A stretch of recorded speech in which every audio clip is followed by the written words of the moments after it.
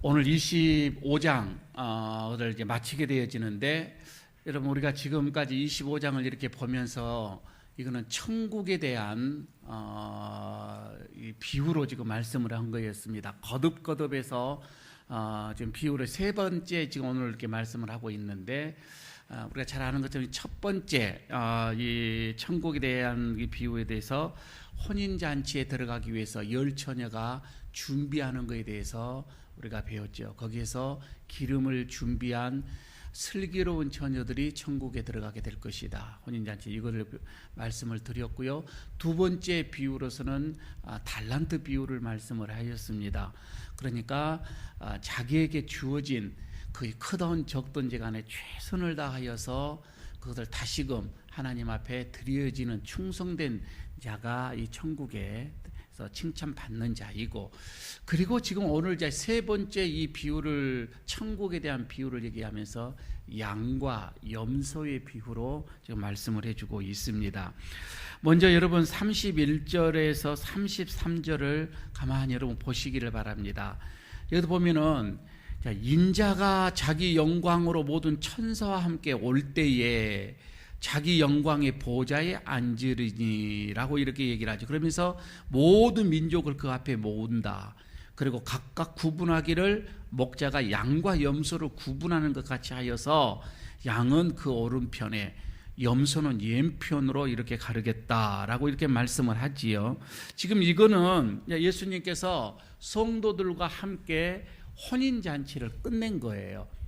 혼인잔치를, 천국에서 혼인잔치를 끝내고 이제 세상의 심판주로서 내려오시는 것을 의미하고 있습니다. 그래서 31절에서 보는 것처럼 예수님께서 심판주로 오실 때는 자기의 영광으로 오신다라고 기록을 하고 있습니다. 자기의 영광으로. 그럼 예수님이 자기의 영광이 뭘까? 그러니까 이거는 사람의 영광으로 이 말씀이 아니라 예수님의 자신, 그러니까 하늘의 영광으로 그런 뜻입니다. 하나님께서 예수님에게 그렇죠. 하늘과 땅의 모든 권세를 다 내게 주셨으니 라고 얘기를 하셨죠. 바로 이런 자신의 이 영광을, 이런 모든 권세를 다 가진 그런 영광으로 이 땅에 오신다, 이런 말씀이고요. 또 홀로 오시는 것이 아니라 여기에서는 수많은 모든 천사들과 함께 라고 말씀을 하고 있습니다. 천사들의 수종을 받으면서 오시게 된다고 하는 것이지요. 여러분 여기서 다시 오실 이 심판주를 위해서 그때 한 자리가 예비되어져 있는데, 여기서 바로 영광의 보좌라라고 말씀을 해주고 있습니다. 그러니까 지금 예수님께서 이 영광의 보좌에 딱 앉아서 이제 심판을 하신다라고 하는 것이지요. 우리가 여러분 그 재판을 할 때, 이 세상에서도 재판을 할 때도 그렇지요. 재판장이 아무리 겸손하고 아무리 이렇게 낮은 마음이다 할지라도 재판을 할 때는 가장 상석에 중앙에서 이렇게 하게 되어집니다. 자신의 어떤 이것과 자신이 어떤 외소하는 것과도 관계가 없습니다. 그 재판이라고 하는 그 직위가 그렇다 이 말입니다. 지금 우리 예수님께서 바로 그거입니다. 영광의 보좌에 앉으실 때에 바로 그거이죠. 모든 이제 민족을 다 앞으로 불러 모아서 염소와 이 양을 가르는 것처럼 확실하게 구분을 하겠다. 오늘 여기서 이렇게 말씀을 하고 있지요. 오른편과 왼편에. 그러면 여기서 오늘 일이 있습니다. 자, 복 받을 자 그리고 저주 받을 자, 이 두 분류로 이렇게 나누겠다라고 하는 그런 뜻이죠. 염소와 이 양과 염소는 바로 복 받을 자와 저주 받을 자, 이것을 이렇게 가르게 되어지는데, 먼저 32절 33절이죠. 그러면서 34절에 그때 임금이 오른편에 있는 자들에게 하면서 복 받을 자들이요 라고 얘기를 하죠. 오른편에는 이제 양을 얘기를 했던 거고요. 이런 사람들은 복 받는 자다. 여러분요, 양과 염소가 함께 생활을 할 수 있어요. 함께 생활은 이렇게 하지만 그러나 결코 같지는 않습니다. 이거는 마지막에 구분이 되어지는 거다 이 말씀이죠. 일반적으로 여러분 우리가 잘 아는 양은 그냥 순합니다. 고집이 있다라고 얘기하지 않아요. 그러니까 양과 제일 대조적인 어떤 그 동물을 바로 염소로 봤다는 겁니다. 아주 여기는 뿔이 없고 여기는 뿔이 있고 여기는 고집이 없고 여기는 고집이 세고 어떤 뭐 모양도 어떤 뭐 이게 하얀 털이고 여기는 까마잡잡한 털이고 막 이렇게 비유를 했겠지요. 그런데 지금 여기서 심판 날에 심판주 예수님께서 바로 이런 영광의 보좌에 앉으셔서 양은 오른편에 염소는 왼편에 이렇게 분별해서 분명하게 세우겠다. 우리의 모습을 정확하게 그때는 가르겠다. 이런 말씀을 지금 하고 있는 것이지요. 그러면서 오른편에 있는 분들 이제 복받을 자들이요 라고 얘기를 합니다. 여러분, 복받을 자들이 누구입니까? 오른편인데 양들인데 이게 누구냐 이 말이에요. 이거는 그리스도인들을 의미를 하겠지요. 예수 믿는 사람들을 의미를 합니다. 물론 여러분과 저를 의미합니다. 참 좋죠. 뭐 이게 주님 앞에서 이제 복 받을 자들이요 이렇게 하면서 창세 전부터 그렇게 나오죠. 34절 보시면 창세로부터 너희를 위하여 예비된 나라를 상속받으라. 창세 전부터 이미 계획되고 예비되고 선택되어지고 이런 사람들입니다. 이런 사람들에게 상속을 받아라 이렇게 말씀을 하고 있지요. 참 어떻게 보게 되면 이것은 우리가 예수님으로 통하여서 주님의 어린 양이 되어지고 심판 날에 오른편에 서서 주님으로부터 상속받을 자로 여러분 우리를 부르셨다 이 말입니다. 얼마나 이것을 생각을 하면 참 우리가 주님 앞에서 참 가슴이 뛰죠. 야, 주님 앞에 상속을 받는다. 아니 어떻게 보면 여러분 이 상속이라고 하는 것은 그냥 똑똑한 사람들이 받는 게 아니고 그저 아들이 받는다 이 말입니다. 조금 부족해도 조금 건강하지 못하도 좀 지능이 낮아도 성격이 못돼도 많이 배우지 못해도 관계가 없습니다. 자녀이기 때문에 이 상속을 받는다 이 말입니다. 자녀이기 때문에. 그런데 여기에서 왼편에 있는 사람들은 41절로 넘어오면은 이제 왼편에 있는 사람들이 나옵니다. 저주받을 자들이다. 자, 저주받을 자들이 여기서 누군가? 예수님은 지금 누군가를 분명하게 생각을 하고 저주받을 자들이라고 하는 겁니다. 그런데 지금까지 우리가 보아하는 것처럼 예수님께서 누구에게 화 있을지언정 저주받을 자들이 누구에게 했습니까? 서기관들에게 했다 이 말입니다. 바리새인들에게, 외식하는 바리새인들에게 이렇게 했다 이 말이에요.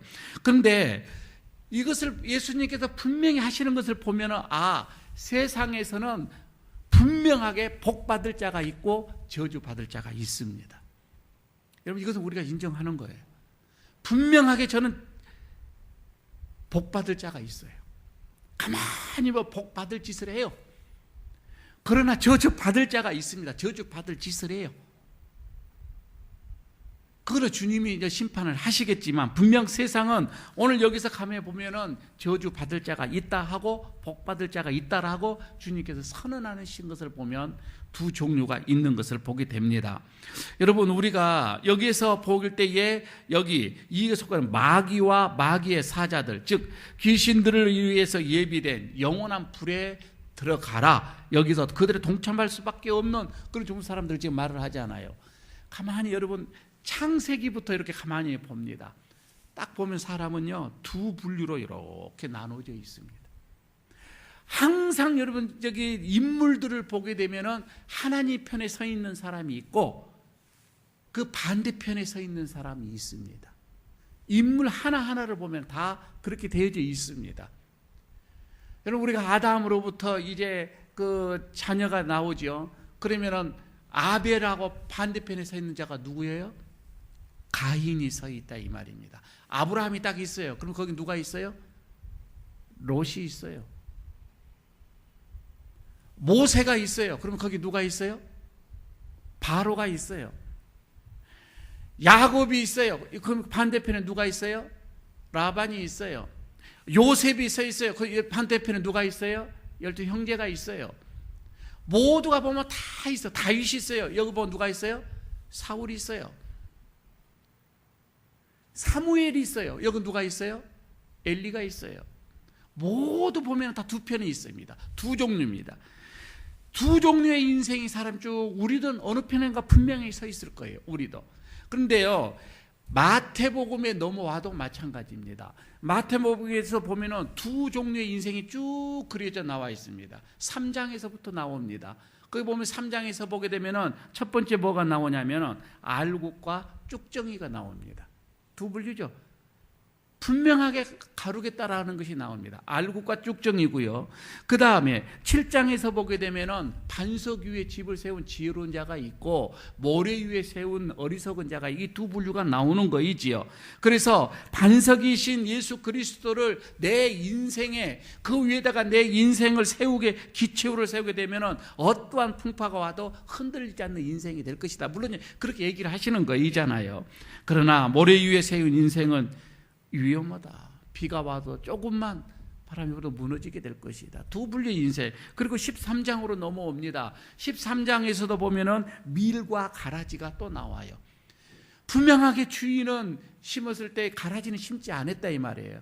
그러나 가라지가 굉장히 잘하죠. 내버려 두어라. 마지막까지 내버려 두라. 그러면서 가라지는 뽑아서 불에 넣는 단으로 문구고, 이게 나오죠. 그리고 나서 13장이 나오면 24장에서 나오면은 이제 충성되고 지혜로운 종, 악한 종이 24장에서는 나오게 되죠. 두 분류로 나옵니다. 25장에서는 우리가 지금까지 계속 나왔던 슬기로운 처녀, 미련한 처녀가 나오고요. 또 충성된 달란트 그 종이 나오고 악한 종이 나오고 두 분류로 나옵니다. 오늘 지금 여기서 이제 본문 우리가 얘기하는 여기에서도 염소와 양과 염소의 그 비유로 또 이렇게 나오는 거예요. 보면은 여러분, 우리는 어느 쪽인가 분명하게 서 있다 이 말입니다. 하나님 앞에 복받을 어떤 그런 종류의 사람 편에 쓸 수도 있고, 저주를 받을 악한 자리에 여러분 우리도 또 쓸 수가 있는 거예요. 여기 아니면 저기다, 이런 말씀이죠. 그래서 오늘 이 양과 염소의 비유에서는 무슨 뜻을 말하고 있느냐면은 두 가지인데, 첫 번째가 뭐냐, 분명하게 심판은 있다, 그 뜻입니다. 그 심판은 조금 더디 온다 할지라도, 늦다 할지라도 분명하게 심판은 있다 이거예요. 그런데요, 심판은 있는데 그 심판의 때는 옛날보다는 분명 가까워졌을 거예요. 아니, 상식적으로 생각을 했을 때에 여러분 예수를 믿은 지가 20년, 30년이잖아요. 그때보다는 심판 때는 더 가까워졌다 이 말입니다. 그죠?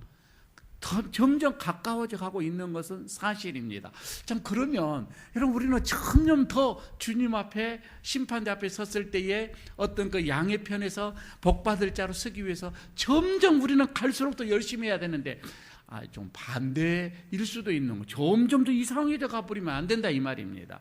분명 심판은 가까워져 가고 있습니다. 그런데 여러분, 여기서 구원이 그렇게 중요하기 때문에 마귀는 이 구원을 믿지 못하게 하고 있습니다. 재림이 너무 중요합니다. 그러나 그 재림을 여러분 우리가 믿지 못하도록 자꾸만 이상하게 이 재림이라고 하는 것을 신비주의자들이, 아니 어떤 재림주의자, 극단적인 어떤 이런 재림주의자들이 재림을 진짜 예수님의 재림을 조롱을 해버리는 겁니다. 성령님이 얼마나 중요해요. 성령의 역사가 얼마나 중요해요. 그러나 여러분, 이 중요한 것을 자꾸 바꿔버리는 겁니다. 신비주의로 바꿔버리는 거예요.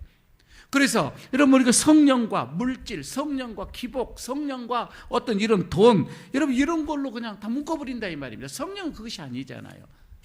성령 받게 되면 그냥 돈을 많이 버는 것처럼 뭐 이렇게만 해버리면 안 된다 이 말입니다. 어떻게 보게 되면은 성령님의 어떤 이런 인격, 하나님의 대심, 여러분 이런 것을 우리가 바라보지 못하고 자꾸만 우리의 신앙이 변질되어져 가는 것은 바로 마귀의 역사다, 이런 얘기죠. 오늘 이제 이것을 보면서 내가 정말 이런 양의 편인가, 그렇지 않으면은 이 염소의 편인가, 나는 분명 심판대 앞에서 이것이 가름이 되어지는 겁니다. 그런데 두 번째 더 여기서 중요한 것은 이 심판은 지금 우리의 현재의 삶 속에서 우리의 밀접한 관계가 있다 이 말입니다. 내가 어떠한 삶으로 사느냐에 따라서 그 심판은 그대로 이루어지는 거예요. 내가 이 땅에서 어떠한 행동을 하느냐에 따라서 주님 앞에서 그대로 이것이 이루어지는 것이다 이 말입니다. 아니 여러분, 심판은 은혜로 이럴 수밖에 없는데 은혜로 이렇게 심판을 내가 이렇게 받았다, 이것은 아니다 이 말입니다. 열 처녀의 이 비유는 기름을 준비한 다섯 처녀, 기름을 준비하지 않았던 게으른 다섯 처녀에 관한 걸로 인해서 나누어졌잖아요. 그리고 달란트를 받은 사람은 충성된 종하고 악한 게으른 종하고 나누었다 이 말입니다. 지금 여기에서 바로 양과 염소, 이것을 나누는 것은 다른 게 아니에요. 하나님이 나에게 주신 은사들, 하나님이 나에게 주시는 이 직분을 내가 최선을 다하여서 어떻게 내가 준비를 했느냐에 따라서 이것이 나눠진다 이 말입니다. 그러니까 어떻게 보면 이 양과 염소에 대한 이 심판은 앞에 있는 그 달란트 비유하고 연관이 많이 되어져 있습니다. 지금 여러분, 내가 주님 앞에 섰을 때에 어떤 성도로 내가 서느냐, 양의 성도로 서느냐 염소의 성도로 서느냐는 것은 하나님이 나에게 이 땅에서 주시는, 이 땅의 삶에서 하나님께 내가 받은 것을 가지고 어떻게 내가 살았느냐 이거예요. 살았느냐. 그러니까 내 삶과 밀접한 관계가 있다 이 말입니다. 내가 어떻게 살았느냐. 여러분요, 오늘 가만히 보면은 중요한 우리가 하나 깨달을 게 있는데, 바로 35절에서 40절까지 쭉 그 내용을 얘기를 해줍니다.